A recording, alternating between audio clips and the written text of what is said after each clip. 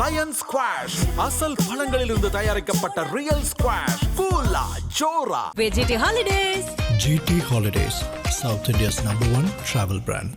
IBC Tamil நேயர்களுக்கு வணக்கம். 2026 சட்டசபை தேர்தலுக்கான உத்தேச வேட்பாளர் பட்டியலை மாவட்ட வாரியாக பார்த்து வருகிறோம். அந்த வகையில் இன்னைக்கு நம்ம பார்க்கக்கூடிய மாவட்டங்கள் திருச்சி, பெரம்பலூர் மற்றும் அரியலூர்.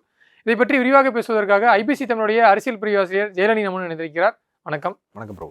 திருச்சி மாவட்டத்தை பற்றி ஃபஸ்ட்டு பார்த்துடலாம். திருச்சி மாவட்டம் கிட்டத்தட்ட 9 தொகுதிகள் இருக்குது. 9 தொகுதியிலும் வந்து திமுக கைவசம் தான் இருக்குது. இந்த முறை திருச்சி மாவட்டத்தை பொறுத்த வரைக்கும் எப்படி இருக்குது நிலவரம்? திருச்சி வந்து ஓவராலாகவே தமிழ்நாட்டில் வந்து அர்பன் ஏரியாஸில் வந்து கொஞ்சம் தாவேக்காவுக்கு சாதகமான ஒரு சூழல் இருக்குது. அதை தவிர்த்து பார்க்கும்போது திருச்சி மாவட்டம் வந்து இன்னும் திமுக வலுவாக இருக்கிற ஒரு மாவட்டமாக தான் இருக்குது. ஏன்னா அங்கே வந்து இந்த 9 தொகுதியில் நாங்கள் ஜெயிக்கிறோம் அப்படின்றத வந்து 2021 தேர்தலுக்கு முன்னாடி ஒரு ப்ரெஸ் மீட்டில் வந்து KN நேரு சொன்னார், திருச்சியில் வந்து திமுக இவ்வளோ பிரச்சனை இருக்காதுன்னு சொல்லும்போது 9 தொகுதி இருக்கா, 9 தொகுதி நாங்கள் ஜெயிச்சு காட்டுறோம் அப்படின்னு சொல்லி தான் அவங்க இந்த 9 தொகுதியிலையும் வந்து ஜெயிச்சாங்க. அது வந்து பெரிய அளவில் வந்து திமுக கையிலேருந்து அந்த மாவட்டம் வந்து வெளியில் போகலை. அர்பன் ஏரியாஸில் மட்டும் தாவேக்காவுக்கு கொஞ்சம் செல்வாக்கு இருக்கிறது நம்மளால் பார்க்க முடியுது. கடந்த முறை மாதிரியே இந்த முறையும் திமுகவுக்கு இது எளிதாக இருக்குன்றது சொல்ல முடியுமா, இல்லை கடினமாக இருக்குமா? சில தொகுதிகள் அங்கங்கே அந்த தொகுதிகளில் இருக்கிற மேட்ரிக்ஸை பொறுத்து வந்து மாற வாய்ப்பு இருக்குது. மற்றபடி வந்து ஓவராலாக பார்க்கும்போது இது அவங்களுக்கு சாதகமான மாவட்டமாக தான் இருக்குது. நம்ம தொகுதியில் வைஸாக பார்க்க ஆரம்பிச்சிடலாம். ஃபஸ்ட்டு திருச்சி மேற்கு. 2021 திமுக சார்பாக போட்டியிட்ட அமைச்சர் நேரு இப்போது சிட்டிங் எம்எல்ஏ இருக்கார். அதே போல் அதிமுக சார்பாக பத்மநாபன் அவர் போட்டியிட்டு 2ஆம் இடத்தை பிடிச்சிருந்தார். ஸோ இப்போது திமுக கூட்டணியில் இந்த தொகுதி யாருக்கு? KN நேருவுக்கு வந்து முன்னாடி ஒரு கேஸ் இருந்தது. என்ன அப்படின்னா, அவர் வந்து ஒரு முறை ஜெயிச்ச தொகுதியில் 100 முறை ஜெயிக்க மாட்டார் அப்படின்னு சொல்லிட்டு 89 வந்து லால்குடியில் ஜெயிச்சு 91 தோற்று போனார். 96 திருப்பி ஜெயிச்சார். 2001 அவர் ஜெயிக்கலை. திருப்பி 2006 திருச்சி 2 அந்த தொகுதி பேர் அப்போ அதில் ஜெயிச்சார். 2011 திருச்சி மேற்கு தொகுதியில் தோத்துட்டார். 2014 திருச்சி மேற்கு தொகுதியில் வெற்றி பெற்றப்போ 2021 திமுகவினருக்கு வந்து இந்த அச்சம் வந்து லைட்டாக இருந்தது. தொடர்ச்சியாக 2 முறை வந்து ஜெயிக்க மாட்டாரே அப்படின்னு சொல்லிட்டு, ஆனால் வந்து 2021 வந்து ஒரு வெற்றி பெற்றுட்டார். தொகுதி வந்து இன்னும் வந்து அவருடைய கைக்குள்ளே தான் இருக்குது. அவருக்கு இருக்கிற தனிப்பட்ட செல்வாக்கு, அதே மாதிரி தொகுதியினுடைய அங்கே இருக்கிற ஈக்குவேஷன்ஸ் எல்லாமே சேர்த்து வந்து KN நேருக்கு சாதகமாக தான் இருக்கும். ஸோ KN நேரு தான் வந்து திருச்சி மேற்கு தொகுதியில் வந்து களமிறங்குவார்.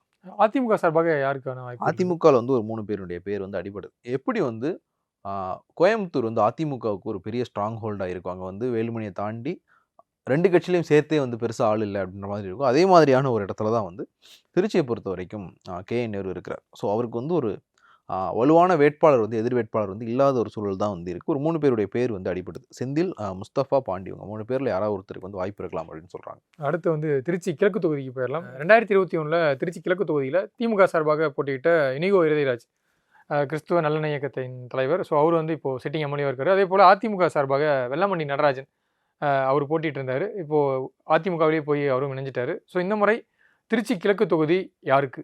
ஒருவேளை இனிகோ இருதயராஜ் அந்த கூட்டணியிலே இருந்து தொகுதியை கேட்டார்னா வந்து அவரே இங்கே வேட்பாளராக வாய்ப்பு இருக்குது. இல்லை திமுக பக்கம் வருது அப்படின்னா, அமைச்சர் அன்பில் மகேஷ் வந்து 2016, 21 2 முறையுமே வந்து இந்த தொகுதியில் தான் போட்டியிட விரும்பினார் அப்படின்னு சொன்னாங்க. ஆனால் தொகுதி வந்து ரொம்ப சின்ன தொகுதி, சிறுபான்மையினுடைய வாக்குகள் அதிகமாக இருக்கிற தொகுதி அப்படின்றதுனால வந்து அன்பில் மகேஷ் வந்து தொகுதி வந்து போட்டியிட விரும்பினார் அப்படிங்கிற மாதிரியான தகவல்கள் உண்டு.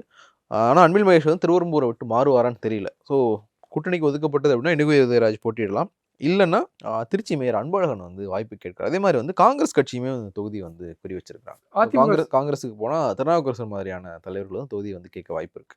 அதிமுக சார்பாக அதிமுகவில் வந்து சீனிவாசனுக்கு வந்து அந்த தொகுதியை வந்து உறுதிப்படுத்திட்டாங்க அப்படின்னு சொல்லப்படுது. அதே போல திருச்சி கிழக்குல தமிழக வெற்றி கழகத்தின் தலைவர் விஜய் போட்டியிடுறதுக்கான வாய்ப்புகள் வந்து அதிகமாக இருக்கிற தொகுதியாக வந்து திருச்சி கிழக்கு இருக்கு. ஒருவேளை திருச்சி கிழக்குல விஜய் போட்டியிட்டார் அப்படின்னா திமுக வந்து ஒரு வலுவான வேட்பாளரை வந்து இங்கே களமிறக்கிறதுக்கான வாய்ப்புகள் வந்து இருக்குது. ஏன்னா அந்த தொகுதி வந்து ஆல்ரெடி அவங்களுக்கு சாதகமான தொகுதி. விஜய்க்காக சில எக்ஸ்ட்ரா எஃபர்ட்ஸ் வந்து அவங்க எடுக்கிறதுக்கான வாய்ப்புகள் வந்து இருக்குது. அடுத்து நம்ம வந்து மணப்பாறை தொகுதி பார்த்துடலாம். இங்கே 2021 மனிதநேய மக்கள் கட்சியை சேர்ந்த அப்துல் சமாத் அவர் வந்து திமுக கூட்டணியில் போட்டிட்டு இப்போது சிட்டிங் எம்எல்ஏவாக இருக்கார். அதே போல் அதிமுக கூட்டணியில் அதிமுகவை சேர்ந்த சந்திரசேகர் என்பவர் போட்டிட்டு 2ஆம் இடத்தை பிடித்திருந்தார். ஸோ இந்த முறை மணப்பாறை தொகுதி மீண்டும் கூட்டணி கட்சிக்கு திமுக ஒதுக்கிறதா, இல்லை திமுக நேரடியாக களம் காண்றாங்களா? மணப்பாறை வந்து அவங்க நாட்டில் கூட்டணிக்கு தான் ஒதுக்கிட்டு இருக்காங்க. இந்த முறை வந்து மனிதநேய மக்கள் கட்சியின் தொகுதியை திருப்பி கேட்பாங்களா அப்படிங்கிறது வந்து ஒரு சந்தேகம் இருக்குது. ஏன்னா அவங்க சமீபத்தில் அவங்க கட்சியினுடைய நிகழ்ச்சி ஒன்றில் அதிக சீட் வேணும்னு கேட்டு அவங்க ஒரு தீர்மானம் நிறைவேற்றிருந்தாங்க. அதுக்குள்ள 2 சீட் தான் வாங்கியிருக்காங்கன்னு வைங்களேன். அந்த தீர்மானத்தப்போ ஒரு விஷயம் சொன்னாங்க, கடந்த முறை நாங்கள் கேட்காத 2 தொகுதிகள் வந்து எங்களுக்கு கிடைச்சது, நாங்கள் அதில் ஜெயிச்சோம் அப்படின்னு சொல்லிட்டு. மணப்பாறை வந்து அவங்களுடைய விஸ்லிஸ்ட்டில் இல்லை, அவங்க கேட்ட தொகுதியும் இல்லை. திமுக அந்த தொகுதியை கொடுத்து அவங்களை ஜெயிக்க வச்சாங்க. ஒருவேளை மறுபடியும் வந்து அந்த தொகுதி மனிதநேய மக்கள் கட்சிக்கு ஒதுக்கப்பட்டது அப்படின்னா சிட்டிங் எம்எல்ஏ அப்துல் சமதே வந்து வேட்பாளர் ஆவார். இல்லை திமுகவுக்கு ஒதுக்குறாங்க அப்படின்னா ஒரு 3 பேருடைய பேர் வந்து அடிபடுது. அமிர்தவள்ளி, கோவிந்தராஜன், ராஜலட்சுமி இவங்க 3 பேருடைய பேர் வந்து திமுக சார்பாக வந்து அடிபடுது. அதிமுக கூட்டணியில் யாருக்கான வாய்ப்புகள் இருக்கு? எக்ஸ்எம்எல்ஏ சந்திரசேகர் 2021 தோத்து போனவர். அதே மாதிரி வந்து இன்னொரு எக்ஸ்எம்எல்ஏ சின்னசாமி, அப்புறம் விஜயகுமார் இவங்க 3 பேருடைய பேர் வந்து இங்கே அடிபடுது. அடுத்து வந்து ஸ்ரீரங்கம் தொகுதி. இங்கே 2021 திமுக சார்பாக போட்டியிட்ட பழனியாண்டி சிட்டிங் எம்எல்ஏ இருக்காரு. அதே போல் கடந்த முறை அதிமுக சார்பாக கூப்பா கிருஷ்ணன் அவர் வந்து போட்டிட்டு இருந்தார். இப்போ அவர் வந்து தமிழக வெற்றி கழகத்தில் நினைஞ்சிருக்காரு. திமுக சார்பாக யாருக்கான வாய்ப்புகள் இருக்குது? ஏன்னா பழனியாண்டி இப்போ இந்த குவாரி விவகாரத்தெல்லாம் சர்ச்சை விவகாரத்தில் மாட்டார். அதுக்கு முன்னாடி இருந்தே அவருக்கு அவ்வளோ பெருசாக அங்கே வாய்ப்பு திருப்பி இருந்த மாதிரி தெரியலனா அவருக்கும் நேருவுக்கும் வந்து டேர்ம் செட் ஆகலை. நேரு தான் அவருக்கு சீட்டு வாங்கி கொடுத்தாரு. பட் அவருக்கும் நேருக்கும் வந்து டேர்ம் சரியில்லாமல் போயிடுச்சு. ஸோ அவருக்கு வந்து அங்கே வாய்ப்பு வந்து சந்தேகம்தான். 2011 சட்டப்பேரவை தேர்தல், அப்புறம் 2014 ஸ்ரீரங்கம் இடைத்தேர்தல், இந்த 2 தேர்தல்களையும் போட்டிட்டு ஆனந்த் வந்து அங்கே மறுபடியும் போட்டியிட வாய்ப்பு இருக்குது. அவர் வந்து ஜெயலலிதாவை எதிர்த்து போட்டியிட்டவர். அவர் தான் வந்து அங்கே வேட்பாளராக இருந்திருக்க வேண்டியது. 2011 போட்டிட்டார், 14 போட்டிட்டார். 16 வந்து திருப்பி பழனியாண்டி போட்டிட்டு வெற்றி வாய்ப்பு இழந்தார். 21 வந்து பழனியாண்டி வந்து அங்கே வெற்றி பெற்றார். ஸோ இந்த முறை வந்து மறுபடியும் வந்து அங்கே ஆனந்த் கிளம்புறதுக்கான வாய்ப்புகள் வந்து அதிகமாக இருக்குது. அப்படி இல்லை அப்படின்னா துரைராஜ் அப்படிங்கிற ஒருத்தர் வந்து போட்டியிட வாய்ப்பு இருக்குது. அதிமுக சார்பாக யார் கிளம்புறதுக்கான வாய்ப்புகள் இருக்குது? முன்னாள் அரசு கொறடா மனோகரன், அப்புறம் முன்னாள் அமைச்சர் வளர்மதி, முன்னாள் அமைச்சர் பரஞ்சோதியினுடைய பேர் வந்து அவருடைய பேர் வந்து ஒரு 2-3 தொகுதிக்கு அடிபடுது. அதில் ஸ்ரீரங்கமும் ஒன்று. அதே போல் தமிழக வெற்றி கழகம் சார்பாக கூப்பா கிருஷ்ணன் தான் கிளம்புறாங்க தெரியுது. இது வந்து பாஜக ஒருவேளை தொகுதியை கேட்டாலும் கேட்கலாம். பிராமணர்கள் வாக்கு அதிகம் இருக்குது அப்படின்றதுனால ஸ்ரீரங்கம் தொகுதியை பாஜக கேட்டாலும் கேட்கலாம். அடுத்து வந்து திருவெரும்பூர் தொகுதி. இங்கே 2021 திமுக சார்பாக அமைச்சர் அன்பில் மகேஷ் பொய்யாமொழி. ஸோ அவர் வந்து இப்போது சிட்டிங் எம்எல்ஏ இருக்கார். அதே போல் அதிமுக சார்பாக குமார் என்பவர் போட்டிட்டு இருந்தார். ஸோ இந்த முறை திருவெரும்பூரிலே மீண்டும் களம் காண்கிறாரா அன்பில் மகேஷ் பொய்யாமொழி? அவர் அங்கே நிறைவேற்றி வச்சுக்கிற திட்டங்கள் இந்த மாதிரி விஷயங்கள்லாம் வச்சு பார்க்கும்போது ஒரு திருவெரும்பூரில் தான் மறுபடியும் போட்டியிடுவார்னு தெரியுது. திருச்சி கிழக்கு அவருடைய ஒரு ஆப்ஷனாக இருந்தாலும் ஒரு திருவெரும்பூரில் தான் போட்டியிடுவார்னு தெரியுது. அப்படி ஒருவேளை அன்பில் மகேஷ் வந்து தொகுதி மாறுறாரு அப்படின்னா எக்ஸ்எம்எல்ஏ கேஎன் சேகரன் வந்து அங்கே போட்டியிடலாம். அதே போல் அதிமுக சார்பாக யாருக்கான வாய்ப்புகள் இருக்குது? கூட்டணிக்கா நேரடியாக அதிமுகவை களம் காண்றாங்களா? குமார் எக்ஸ்எம்பி கடந்த முறை போட்டியிட்ட குமார் போட்டியிடலாம். இல்லைன்னா சூரியூர் ராஜா என்கிற மணிகண்டன் அப்படிங்கிற ஒருத்தருடைய பேர் வந்து அடிபடுது. அடுத்து வந்து லால்குடி தொகுதி. இங்கே 2021 திமுக சார்பாக போட்டியிட்ட சவுந்தரபாண்டியன் அவர் வந்து இப்போ சிட்டிங் எம்எல்ஏ இருக்கார். அதே போல் அதிமுக சார்பாக தர்மராஜ் அப்படின்னு போட்டிட்டு 2ஆம் இடத்தை பிடித்திருந்தார். ஸோ இந்த முறை லால்குடி தொகுதி திமுக கூட்டணியில் யாருக்கான வாய்ப்புகள் இருக்குது? திமுக சவுந்தரபாண்டியனுக்கும் கேஎன் நேருவுக்குமே ஒரு பிரச்சனை இருக்குது. பொது வெளியிலே வந்து அவங்க வார்த்தைகளை பரிமாறிக்கிட்டாங்க. நேரு வந்து என்ன கார்னர் பண்ணுறாரு அப்படிங்கிற மாதிரியான விஷயங்கள்லாம் வந்து சவுந்தரபாண்டியன் பேசினதாக தகவல்கள் வந்து சவுந்தரபாண்டியனுக்கு வந்து மறுபடியும் சீட் கிடைக்கிறதுக்கான வாய்ப்பு வந்து ரொம்ப ரொம்ப கம்மி. ஒரு 4 முறை எங்கள் எம்எல்ஏவாக இருக்கிறாருன்னு நினைக்கிறேன் சவுந்தரபாண்டியன் லால்குடி தொகுதியில்.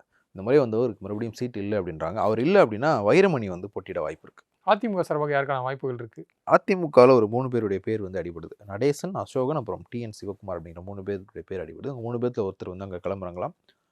ஒருவேளை இது ஐஜேக்கு ஒதுக்கப்படுறதுக்கான வாய்ப்பும் இருக்குது. அடுத்து மண்ணச்சநல்லூர் தொகுதி.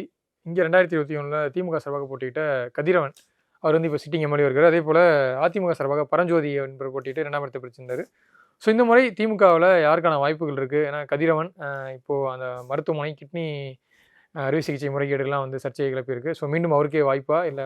அவருக்கு தான் மறுபடியும் வாய்ப்பு கொடுப்பாங்க போல தெரியுது. ஆனால் நேருவினுடைய சப்போர்ட் வந்து அவருக்கு இருக்குது. ஆனால் இந்த பிரச்சனைகள்லாம் கருத்தில் வச்சு அவரை மாற்றினாங்க அப்படின்னா கணேசன் அப்படிங்கிற ஒருத்தர் வந்து போட்டிடலாம். அதிமுக சார்பாக யாருக்கான வாய்ப்புகள் இருக்குது? முன்னாள் அமைச்சர் பூனாச்சி, ஏற்கனவே போட்டியிட்ட பரஞ்சோதி, அப்புறம் பெரம்பலூரில் எம்பிக்கு நின்ன சந்திரமோகன், அது போக பரமேஸ்வரி அப்படிங்கிற ஒருத்தவங்களோட பேர் வந்து அடிப்படை. அதே போல் அடுத்து முஸ்லி தொகுதி. இங்கே 2021 திமுக சார்பாக போட்டியிட்ட காடுவெட்டி தியாகராஜன் அவர் வந்து இப்போ சிட்டிங் எம்எல்ஏ இருக்கார். அதே போல் அதிமுக சார்பாக செல்வராசு என்பவர் போட்டியிட்ட 2ஆம் இடத்தை பிடித்திருந்தார். ஸோ இந்த முறை திமுகவில் யாருக்கான வாய்ப்புகள் இருக்குது? காடுவெட்டி தியாகராஜன் தான் மறுபடியும் போட்டியிடுவார் போல தெரியுது. அவருக்கும் நேருக்கும் வந்து ஒரு பிரச்சனை இருந்தது. அது வந்து இப்போ சரியாயிருச்சு அப்படின்னு சொல்கிறாங்க. ஸோ காடுவெட்டி தியாகராஜனே அங்கே மறுபடியும் கிளம்புறாங்கிறதுக்கான வாய்ப்புகள் நிறையா இருக்குது. அதிமுக தரப்பை பொறுத்த வரைக்கும் முன்னாள் அமைச்சர் என்ஆர் சிவபதியுடைய பேர் அடிபடுது. அதே மாதிரி வந்து பரஞ்சோதியினுடைய பேர் வந்து 2-3 தொகுதிக்கு அடிபடுதுன்னு சொன்னாலே அதில் வந்து முசிறி தொகுதி. ஸோ அவங்க 2 பேர்த்தில் ஒருத்தர் வந்து இங்கே போட்டிடலாம். அடுத்து வந்து துறையூர் தனி தொகுதி. இங்கே 2021 திமுக சார்பாக போட்டியிட்ட ஸ்டாலின் குமார் அவர் வந்து இப்போ சிட்டிங் எம்எல்ஏ இருக்கார். அதே போல் அதிமுக சார்பாக இந்திரா காந்தி இப்போ போட்டிட்டு 2ஆம் இடத்தை பிடித்திருந்தாங்க. ஸோ இந்த முறை திமுக சார்பாக யாருக்கு பேர் வாய்ப்பு? ஸ்டாலின் குமாருக்கு வந்து வாய்ப்பு ரொம்ப கம்மின்றாங்க. அவர் ஆக்சுவலாக வந்து 2 முறை வந்து தொடர்ச்சியாக அந்த எம்எல்ஏ இருந்திருக்காரு. ஆனால் இந்த முறை வந்து அவருக்கு சீட் கொடுக்கறதுக்கான வாய்ப்பு வந்து ரொம்ப ரொம்ப கம்மி அப்படின்றாங்க. ஒருவேளை ஸ்டாலின் குமாருக்கு சீட் கொடுக்கப்படலை அப்படின்னா சரண்யா மோகன்தாஸ் அப்படிங்கிற ஒருத்தவங்களுடைய பேர் வந்து அடிபடுது. அதிமுகவில் வந்து எக்ஸ்எம்எல்ஏ இந்திரா காந்தி, அது அவங்க இல்லை அப்படின்னா ஒரு 2 பேருடைய பேர் வந்து பரிசீலனையில் இருக்குது. சரோஜா இளங்கோவன், அப்புறம் அறிவழகன் விஜய் அப்படிங்கிற இவங்க 2 பேருடைய பேர் வந்து அதிமுக தரப்பில் அடிபடும். அடுத்து வந்து பெரம்பலூர், அரியலூர் மாவட்டங்கள். ஸோ அடுத்து வந்து பெரம்பலூர் தனித்தொகுதி பார்த்துடலாம். 2021 திமுக சார்பாக போட்டியிட்ட பிரபாகரன் அவர் வந்து சிட்டிங் எம்எல்ஏ இருக்காரு. அதே போல் அதிமுக சார்பாக தமிழ்ச்செல்வன் போட்டியிட்டு 2ஆம் இடத்தை பிடித்திருந்தார். ஸோ இந்த மாதிரி பெரம்பலூர் தனித்தொகுதி திமுக சார்பாக களம் காணுகிறது யார்? பிரபாகரனுக்கு தான் மறுபடியும் வாய்ப்பு கிடைக்கிறதுக்கு சான்சஸ் அதிகம். அப்படி இல்லை அப்படின்னா எக்ஸ்எம்எல்ஏ ராஜ்குமார் போட்டிடலாம். அதிமுக சார்பாக யாருக்கான அதிமுகவில் வந்து நிறைய பேர் வந்து ரேஸில் இருக்கிறாங்க. முன்னாள் எம்எல்ஏ இளம்பை தமிழ்செல்வன் அவர், அதே மாதிரி செழியன் அப்படிங்கிற ஒருத்தருடைய பேர் வந்து அடிபடுது. அப்புறம் முன்னாள் துணை சபாநாயகர் வரகூர் அருணாச்சலம், இல்லைன்னா சிதம்பரத்தில் எம்பிக்கு நின்று தோத்த சந்திரகாசி வந்து போட்டியிட வாய்ப்பு இருக்கு. அதை தாண்டி தமிழக வெற்றி கழகத்தில் இருக்கக்கூடிய துணை பொதுச் செயலாளர் கூடிய ராஜ்மோகன். ஸோ அவர் வந்து சென்னையில் எக்மோர்லன்னு சொல்லிட்டு சமயத்தில் பெரம்பலூர்லையும் அவர் போட்டியிட அந்த ஏரியாக்காரர் ஆக்சுவலாக. ஸோ அவருக்கு தெரில, ஆனால் அவர் வந்து எக்மோரில் போட்டியிடுவார் அப்படின்னு தான் வந்து தகவல்கள் வந்துக்கிட்டு இருக்கு. ஏன்னா தாவேக்காவுக்கு வந்து அர்பனில் தான் செல்வாக்கு அதிகமாக இருக்குது. பெரம்பலூர் மாதிரியான கிராமப்புறங்கள் அடர்த்தியாக இருக்கிற ஒரு தொகுதியில் வந்து அவங்களுக்கான வாய்ப்புகள் எவ்வளோ இருக்கும் அப்படிங்கிறது வந்து சந்தேகம் தான். அடுத்து வந்து குன்னம் தொகுதி. இங்கே 2021 திமுக சார்பாக போட்டியிட்ட அமைச்சர் எஸ் சிவசங்கர் அவர் வந்து இப்போ சிட்டிங் எம்எல்ஏ இருக்கார். அதே போல் அதிமுகவை சேர்ந்த ராமச்சந்திரன் என்பவர் வந்து 2ஆம் இடத்தை பிடித்திருந்தார். ஸோ இந்த முறை குன்னம் தொகுதியில் மீண்டும் அமைச்சர் களம் காண்கிறாரா? சிவசங்கர் தான் மறுபடியும் போட்டிடுவார். ஏன்னா அவருக்கு ரொம்ப சாதகமான தொகுதி. ஸோ அவர் ஒரு முறை தொகுதி மாறினப்போ தான் வந்து தோல்வி அடைஞ்சார். அவர் முதல்ல வந்து ஆண்டிமடம் தொகுதி எம்எல்ஏவாக இருந்தார். அப்புறம் வந்து அது தொகுதி மறுசீரமைப்பில் போயிடுச்சு. 2011 குன்னம் தொகுதியில் தான் வெற்றி பெற்றார். 2016 ஒரு அரியலூரில் மாறி போட்டியிட்டப்போ மட்டும்தான் வந்து ஒரு தோல்வி அடைஞ்சிருந்தார். மற்றபடி பார்க்கும்போது அவருக்கு வெற்றி தான் கிடச்சிருந்ததுன்றதுனால அவரே வந்து மறுபடியும் போட்டியிடுறதுக்கான வாய்ப்புகள் தான் அதிகம். அதிமுக சார்பாக யாருக்கான வாய்ப்புகள் இருக்குது? அதிமுகவில் வந்து முத்தமிழ் செல்வன் அப்படிங்கிற ஒருத்தருடைய பேர் வந்து அடிபடும். அடுத்து வந்து அரியலூர் தொகுதி. இங்கே 2021 திமுக கூட்டணியில் மதிமுகவை சேர்ந்த சின்னப்பா என்பவர் போட்டியிட்டு இங்கே வெற்றி பெற்று சிட்டிங் எம்எல்ஏ இருக்கார். அதே போல் அதிமுகவை சேர்ந்த ராஜேந்திரன் இவர் வந்து 2ஆம் இடத்தை பிடித்திருந்தார். ஸோ இந்த முறை அரியலூர் தொகுதி திமுக கூட்டணிக்கு ஒதுக்குறாங்களா இல்லை நேரடியாக களம் காண்கிறாங்களா? திமுக நேரடியாக கிளம்புறவாங்க போல தெரியுது. அப்படி திமுக நேரடியாக போட்டிட்டா கென்னடி அப்படிங்கிற ஒருத்தருடைய பேர் வந்து அடிபடுது. கென்னடி லதா பால் அப்படிங்கிற 2 பேருக்கு யாராவது ஒருத்தருக்கு வந்து வாய்ப்பு கிடைக்கலாம். அதிமுகவில் வந்து தாமரை ராஜேந்திரன் மறுபடியும் போட்டிடுவார்னு நினைக்கிறேன். அப்படி இல்லைன்னா இளவழகன் அப்படிங்கிற ஒருத்தருடைய பேர் வந்து அடிபடுது. ஒருவேளை ஆனால் தாமரை ராஜேந்திரனுக்கு தான் வாய்ப்பு அதிகம் அதிமுக சார்பாக. அடுத்து வந்து ஜெயங்கொண்டம் தொகுதி. இங்கே 2021 திமுக சார்பாக போட்டியிட்ட காசுவக்கா கண்ணன் அவர் வந்து இப்போ சிட்டிங் எம்எல்ஏ இருக்கார். அதே போல் கடந்த முறை அதிமுக கூட்டணியில் இது பாமக பாலு போட்டியிட்டார். ஸோ இந்த முறை திமுக சார்பாக மீண்டும் சிட்டிங் எம்எல்ஏக்கே வாய்ப்பு வழங்கப்படுமா? சிட்டிங் எம்எல்ஏ வாய்ப்பு கேட்குறாரு. பட் ஆனால் அவருக்கு சில சிக்கல்களும் இருக்குது. ஆனால் ஒரு 50% 50-50 தான் சிட்டிங் எம்எல்ஏக்கு வாய்ப்பு கிடைக்கிறது. அப்படி இல்லை அப்படின்னா சுபாஷ் சந்திரசேகர்னு ஒருத்தர் வாய்ப்பு கேட்குறாரு. அவர் வந்து வேட்பாளராக போட்டிடலாம். அதிமுக கூட்டணியில் அதிமுக வந்து மருதமுத்துடைய பேர் வந்து அடிபடுது. நேரடியாக களம் பாமக அதிமுக நேரடியாக கிளம்புறாங்கன்னா மருதமுத்துடைய பேர் அடிபடுது. இல்லை அப்படின்னா பாமகவுக்கே தொகுதி ஒதுக்கப்பட்டதுன்னா பாலு இல்லைன்னா வைத்தி 2 பேர்த்துல யாராவது ஒருத்தர் வந்து இங்கே வேட்பாளர் ஆகலாம். இப்போது நீங்கள் சொன்ன மாதிரி திருச்சி, பெரம்பலூர், அரியலூர் மாவட்டங்களை பொறுத்த வரைக்கும் திமுகவும் சரி இப்போ அதிமுகவும் சரி கூட்டணி கட்சிகளுக்கு, ஏன்னா இப்போ மதிமுக வந்து இப்போ திருச்சி வந்து எம்பியாக இருக்கார் துரை வைக்கோ. அது இல்லாமல் தனிச்சின்னம்லாம் கேட்டுட்டு இருந்தாங்க கடந்த காலங்களில். அதே போல் பாமக இங்கே வந்து இப்போது தொகுதி பங்கீட்டின் போது வந்து 18 தொகுதிகள் கேட்டாங்க. இப்போ தேமுதிக வந்து திமுக கூட்டணியில் போயிட்டாங்க. ஸோ இப்போ கூடுதல் தொகுதிகள்ன்ட்டு இருக்கும்போது இந்த பகுதிகளில் கூட்டணி கட்சிகள் எந்த அளவுக்கு சீட் டிமாண்ட் பண்ணுவாங்க, அதை எந்த அளவுக்கு ஆளுங்கட்சியாக இருந்தாலும் சரி எதிர்கட்சியாக இருந்தாலும் சரி எந்த அளவுக்கு அவங்க பகிர்ந்தளிக்கிறதுக்கான வாய்ப்புகள் இருக்குது? திமுகவை பொறுத்த வரைக்கும் வந்து இங்கே திருச்சி மாவட்டத்தில் கூட்டணி கட்சிகளுக்கான செல்வாக்குன்றது வந்து குறைவு. அங்கே திமுகவுக்கான செல்வாக்கு தான் அதிகம். ஸோ அவங்க வந்து கூட்டணிக்கு அவங்களா பார்த்து தொகுதி கொடுக்கறது தான். மணப்பாறை தொகுதி ஏன் மனிதநேய மக்கள் கட்சிக்கு போச்சு அப்படின்னா, இப்போ ராஜ்யசபா எம்பியாக இருக்கிற சல்மா வந்து அவங்க மணப்பாறை தொகுதி தான் அவங்க அந்த தொகுதியை சேர்ந்தவங்க. ஸோ அவங்க அந்த தொகுதியில் சீட்டு கேட்டாங்க. அவங்களுக்கு சீட் கிடச்சிடக்கூடாதுன்றதுக்காக வந்து அது கூட்டணிக்கு தள்ளிவிடப்பட்டு இந்த மாதிரியான விஷயங்கள் வந்து நடக்கும். இப்போது ஒரு மாவட்ட செயலாளர் அவருக்கு போட்டியாளர் இல்லை அவருக்கு ஆகாத ஒருத்தர் வந்து தொகுதியில் சீட்டு கேட்பார் அப்படின்னா, இப்போ உதாரணத்துக்கு சென்னையில் வந்து வேளச்சேரி வந்து காங்கிரஸுக்கு போச்சு இல்லையா? வேளச்சேரி ஒருவேளை காங்கிரஸுக்கு அப்போ போகலைன்னா இன்றைக்கி துணை மேயராக இருக்கிற மகேஷ்குமார் வந்து அங்கே வேட்பாளராக இருப்பார். அவர் அங்கே போட்டியிடுறதை தவிர்க்கிறதுக்காக தான் அதை வந்து கூட்டணிக்கே தள்ளி விட்டாங்க. அந்த மாதிரியான ஒரு அட்ஜஸ்ட்மெண்ட்டில் வந்து போனது தான் மணப்பாறை தொகுதி. அந்த மாதிரி ஏதாவது ஒரு தொகுதி வந்து கூட்டணிக்கு போகலாம். இல்லை அப்படின்னா திருச்சியை பொறுத்த வரைக்கும் திமுக வந்து கூட்டணிக்கு பார்த்து கொடுக்குற மாதிரி தான் இருக்குது. ஏன்னா இப்போது விஜய் போன்ற நபர்கள் வந்து அங்கே ஒரு கட்சியோட தலைவர் வந்து போட்டிடுறாருன்னா இப்போது எந்த அளவுக்கு திமுக வந்து கான்சன்ட்ரேட் பண்ணுவாங்க. ஏன்னா திருச்சி கிழக்கு தொகுதி பொறுத்த வரைக்கும் ஆல்ரெடி சிட்டிங் எம்எல்ஏ இருக்க இனியோ வைத்தியராஜும் வந்து ஒரு கிறிஸ்துவ சமூகத்தை சார்ந்தவர். அதே போல் விஜய் இப்போ போட்டியிடும் போது அங்கே ஒரு இம்பாக்ட் ஏற்படுத்தும். ஸோ அது எந்த அளவுக்கு அதை திமுக கவனத்தில் கொள்ளுவாங்க? ஒருவேளை திமுக அவங்களே வந்து ஒரு வலுவான வேட்பாளர் வந்து களம்பறைக்கு போட்டியிட வைக்கலாம். இல்லை அப்படின்னா இனிகோ வைத்தியராஜே வந்து அன்பில் மகேஷுக்கு வாய்ப்பு. அன்பில் மகேஷ் வந்து அவருக்கு ஒரு ஆப்ஷனாக இருக்குது திருச்சி கிழக்கு. பட் அது எப்படி ஆனாலும் மாறலாம். ஆனால் விஜய்க்கு எதிராக அன்பில் மகேஷ் இறக்குவாங்கன்றதெல்லாம் வந்து அது கைண்ட் ஆஃப் அ கேம்லிங் தான். அது திமுக அந்த அளவுக்கு வந்து இறங்க மாட்டாங்கன்னு தான் தெரியுது. இனிகோ வைத்தியராஜே வந்து ஒரு கரெக்டான கேண்டிடேட்டாக தான் இருப்பார். இன்கேஸ் விஜய் வந்து அங்கே கிளம்புறாங்கனார் அப்படின்னா. ஆனால் ஒருவேளை விஜய் திருச்சி கிழக்கில் கிளம்புறாங்கன்னா அது திமுகவுக்கு சவாலாக தான் இருக்கும். ஏன்னா அர்பன் ஏரியாஸில் தாவேக்காவுக்கு இருக்கிற அந்த எட்ஜ் வந்து விஜய்க்கு வந்து இயல்பாக கை கொடுக்கும். ஸோ திருச்சி கிழக்கில் விஜய் கிளம்புறாங்கன்னா அது வந்து சிக்கலான ஒன்றா தான் இருக்கும். அதே போல் இப்போது அதிமுக கூட்டணியில் அன்புமணி ராமதாஸ் பாமக வந்து போயிருக்காங்க. அதே போல் ராமதாஸ் வந்து ஒரு பிரிவாக இருக்காங்க. அவங்க வந்து இங்கே இந்த மாவட்டங்களில் இது பண்ணுவாங்க. அரியலூர், பெரம்பலூர் அங்கே வந்து அவங்களுக்கான செல்வாக்கு இருக்குது. குறிப்பாக ஜெயங்கொண்டம் மாதிரியான பகுதியில், ஜெயங்கொண்டம் குன்னம் தொகுதிகளில் வந்து பாமகவுக்கான செல்வாக்கு வந்து அதிகம். இந்த கட்சி பிரிஞ்சிருக்கிறது இம்பாக்ட் ஏற்படுத்துமா? அது ரிசல்ட்டில் தான் தெரியும். இந்த கட்சி பிரிவு அப்படி இந்த பாமகனுடைய இந்த பிளவு இப்போ அதிமுகவில் வந்து நடந்த ஒரு பிளவை பற்றி நம்ம பேசணும் அப்படின்னா அது ஆல்ரெடி வந்து ஒரு எலெக்ஷனில் இம்பாக்ட் 2 எலெக்ஷனில் இம்பாக்ட் கிரியேட் பண்ணிருச்சு. 2021 2024 2 எலெக்ஷனில் அதிமுக நடந்த பிளவு வந்து ஒரு இம்பாக்டை கிரியேட் பண்ணிருச்சுன்றதுனால நம்ம அதை பேசுகிறோம். பாமக இப்போ தான் வந்து பிளவை சந்திச்சிருக்கு. இவங்க பிளவு நடந்ததற்கு பிறகு இன்னும் வந்து நம்ம தேர்தலை சந்திக்கல. தேர்தலுக்குள்ளே அவங்க மறுபடியும் இணைஞ்சாலும் இணையலாம். இல்லை 2 ஃபேக்ஷனாகவே வந்து எலெக்ஷனுக்கு போகிறாங்க அப்படின்னா அதோட இம்பேக்ட் என்ன, அது எந்த அளவுக்கான சேதாரங்களை உண்டு பண்ணுச்சு அப்படின்றத வந்து நம்ம ரிசல்ட்டில் தான் வந்து பார்க்க முடியும். ஸோ இங்கே வந்து ஜெயங்கொண்டம் குன்னம் மாதிரியான தொகுதிகள் வந்து பாமக கேட்க வாய்ப்பு இருக்குது. ஏன்னா அவங்களுக்கு வந்து அங்கே செல்வாக்கான பகுதி அப்படின்றதுனால. அது போக பாமகவினுடைய ஓட்டு அப்படின்றது வந்து அதிமுகவுக்கு நல்லாவே ட்ரான்ஸ்ஃபர் ஆகுது. 2021 வந்து தெரிஞ்சு 2019 2021 2 தேர்தல்கள் வந்து அவங்க கூட்டணியில் இருந்திருக்காங்க. 2021 பாமக வாக்குகள் வந்து அதிமுகவுக்கு ட்ரான்ஸ்ஃபர் ஆனது வந்து நம்மளால் வந்து விசிபிளாக ரிசல்ட்டில் பார்க்க முடியும். ஈவன் 2019 சொல்லலாம். அங்கே மக்களவைத் தேர்தலில் கை கொடுக்கல அப்படின்னாலும் 23 தொகுதிகளுக்கான இடைத்தேர்தலில் வந்து பாமக வலுவாக இருக்கிற பகுதிகளில் வந்து அதிமுக குறிப்பிடத்தகுந்த வெற்றிகளை வந்து பதிவு செஞ்சாங்க. 2019 எண்டில் வந்து அன்புமணி ராமதாஸ் ஒரு விஷயம் சொன்னார். இந்த ஆட்சி நடந்துக்கிட்டு இருக்கிறதுக்கே வந்து நாங்கள் தான் காரணம். பாமகனுடைய வாக்குகளால் தான் 9 தொகுதிகளில் அதிமுக வெற்றி பெற்று நீங்கள் ஆட்சியை தக்க வச்சிருக்கிறீங்க அப்படின்றது வந்து சொல்லியிருந்தார். ஸோ அது உண்மையும் கூட. ஸோ பாமகனுடைய வாக்குகள் வந்து அதிமுகவுக்கு ட்ரான்ஸ்ஃபர் ஆகும். இப்போ இந்த பாமகவில் ஏற்பட்ட இந்த பிளவு அந்த ஓட் ட்ரான்ஸ்ஃபரில் ஏதாவது பிரச்சனையை உண்டு பண்ணுதான்றது வந்து நமக்கு ரிசல்ட்டில் தான் தெரியும். அதே போல் விடுதலை சிறுத்தைகள் கட்சி இந்த முறை திமுக கூட்டணியில் கூடுதல் இடங்கள் கிடைக்க போகுது, கூடுதல் இடங்கள் வந்து ஒதுக்க போகிறாங்கன்ற ஒரு டாக்கும் இருக்குது. ஸோ அது எந்த அளவுக்கு பெரம்பலூர், அரியலூர் இந்த மாவட்டங்களில் கணிசமான தொகுதியில் விசிகா பெற்று அதுக்கான போட்டியிடுறதுக்கான வாய்ப்புகள் இருக்கா? விசிகா தலைவர் திருமாவளவனுடைய சொந்த மாவட்டம் வந்து பெரம்பலூர். குன்னம் தொகுதி தான் வந்து அவருடைய சொந்த ஊர் வந்து குன்னம் தொகுதிக்குள்ளே தான் வருது. அது அவருடைய சிதம்பரம் மக்களவை தொகுதிக்குள்ளே தான் வருது. ஸோ அங்கே வந்து விசிகாவுக்கு இருக்குது. விசிகாவுக்குமே வந்து இங்கே இயல்பான ஒரு செல்வாக்கு உண்டு. அதுவும் கடந்த தேர்தல்களில் திமுகவுக்கு கை கொடுத்தது. எப்படி மக்களவை தேர்தலில் திமுகவுடைய வாக்குகள் விசிகாவுக்கு கை கொடுத்ததோ அதே மாதிரி சட்டப்பேரவை தேர்தலில் வந்து விசிகாவுடைய வாக்குகள் வந்து திமுகவுக்கு கை கொடுத்ததும் உண்மை. இப்போது ஒரு தியரி சொல்லிகிட்டு இருக்காங்க இல்லையா, விசிகாவுடைய வாக்குகள் வந்து விஜய் பிரிக்க போகிறார் அப்படின்றது. அதெல்லாம் வந்து நமக்கு ரிசல்ட்டில் தான் தெரியும். அது பெரிய அளவிலான அந்த இம்பேக்ட் வந்து இங்கே மத்திய மாவட்டங்களில் இருக்குமான்றது தெரில. வட மாவட்டங்களில் ஓரளவுக்கு அந்த இம்பேக்ட் இருக்கலாம்.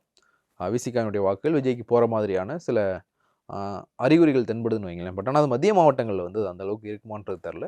ஆனால் விசிகாவினுடைய வாக்குகள் வந்து திமுகவுக்கு கை கொடுக்கும். எப்படி பாமகவினுடைய வாக்குகள் அதிமுகவுக்கு ட்ரான்ஸ்ஃபர் ஆச்சோ அதே மாதிரி விசிகாவுடைய வாக்குகளும் வந்து திமுகவுக்கு நல்லாவே வந்து ட்ரான்ஸ்ஃபர் ஆகியிருந்தது. இங்கே இந்த ஈக்குவேஷனில் இருக்கிற திமுகவுக்கு இருக்கிற ப்ளஸ் என்ன அப்படின்னா திமுகவுக்கு இயல்பாகவே வந்து வன்னியர் வாக்குகள் உண்டு. ஸோ அதோடு சேர்த்து விசிகாவுடைய வாக்குகள் சேரும்போது அவங்களுக்கு வந்து ஒரு வெற்றி கிடைச்சது. 2011 பிறகு திமுக கூட்டணியில் பாமக சேர்க்கப்படாததுக்கு காரணம் பாமக அவங்க கூட்டணிகளை கொண்டு வந்தாங்கன்னா பாமக கேட்குற தொகுதிகள்லாம் எந்த தொகுதியாக இருக்கும்னா திமுக ஜெயிக்கிற தொகுதியாக இருக்கும். திமுக ஜெயிக்கிற தொகுதி தான் அவங்க பாமக கொடுக்குற மாதிரி இருக்கும். ஆனால் இப்போ விசிகா அவங்க சேர்த்துக்கும் போது வந்து அவங்களுக்கு வந்து ஒரு நல்ல கெயினே வந்து இருக்குது. இவங்களுடைய இயல்பாக இவங்க நிற்க வேண்டிய தொகுதிகளை இவங்களே தக்க வச்சுக்கிறாங்க. வாக்குகள் வந்து விசிகா மூலமாக வந்துடுது அப்படின்றதுனால விசிகா வந்து இவங்களுக்கு ஒரு நல்ல ஆடானா வந்து இருக்கிறாங்க. ஸோ அதுவும் இந்த தேர்தலில் வந்து கண்டினியூ ஆகிறதுக்கான வாய்ப்புகள் தான் வந்து நிறைய இருக்குது. கண்டிப்பாக பொறுத்திருந்து பார்க்கலாம். நேரம் ஒதுக்கி நிறைய தகவல் பகிர்ந்துட்டீங்க. நேரத்துக்கு நன்றி. நன்றி ப்ரோ. லயன் ஸ்குவாஷ் அசல் பழங்களிலிருந்து தயாரிக்கப்பட்ட ரியல் ஸ்குவாஷ் கூலா ஜோரா. GT Holidays, South India's #1 travel brand.